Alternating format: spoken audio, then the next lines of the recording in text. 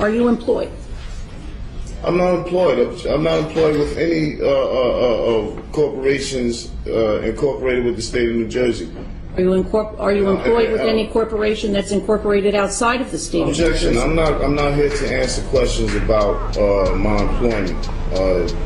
The last time I was made aware of this was supposed to be about whether this court has jurisdiction, and clearly it doesn't. A question about employment has nothing to do with whether this court has jurisdiction, so I'm not obligated to answer those questions. And I shall not be answering any more of those questions that are not pertaining to jurisdictional facts. Well, this is my question to you. I asked it before. If your position is that this court has no jurisdiction to determine its own jurisdiction. Objection, man. That is not my ruling. That is not my holding. I've given you the federal case law regarding such. Maybe you can take some time out that you need to do to recheck that, but that's what the case law says, not what I said. Well, I do have jurisdiction over you. Number one, you're here in my courtroom. Objection, ma'am. You do not have jurisdiction over me. I'm here by way of threat, duress, and coercion. The federal case law stipulates already that compelled appearance and arrest warrants doesn't give a minister acting ministerially and not judicially enforcing their statute's jurisdiction. That's incorrect and false. You do not have jurisdiction because I'm here. You've told me before when I was here that you would lock me up if I didn't come, which was threat, duress, and coercion. I think that you misstate what I told you. Objection, ma'am. I have not misstated. I have the videos. I have it on repeat 24/7. I've seen you say it. I don't recall that I said I would lock you up. Well, objection, ma'am. That's on the record. Well, you can object all that you want, sir. You and I will continue to have a difference of opinion about that. All right.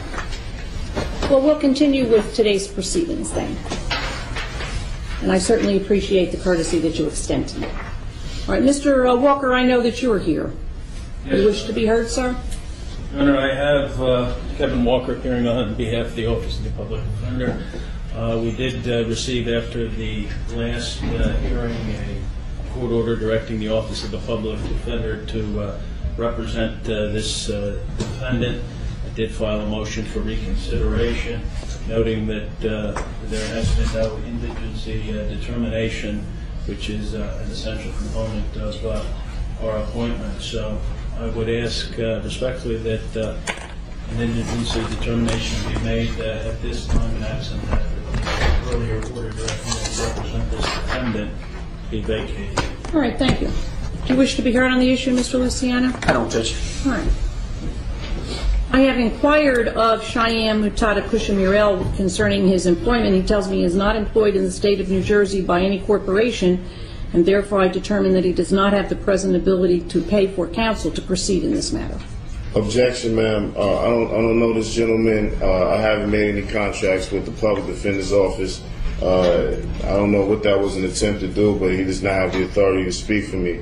So I would appreciate it if any non-identified parties determining to act on my behalf first fill out an IRS Form 56 and notify the IRS that they're acting in some sort of fiduciary capacity. Are you employed?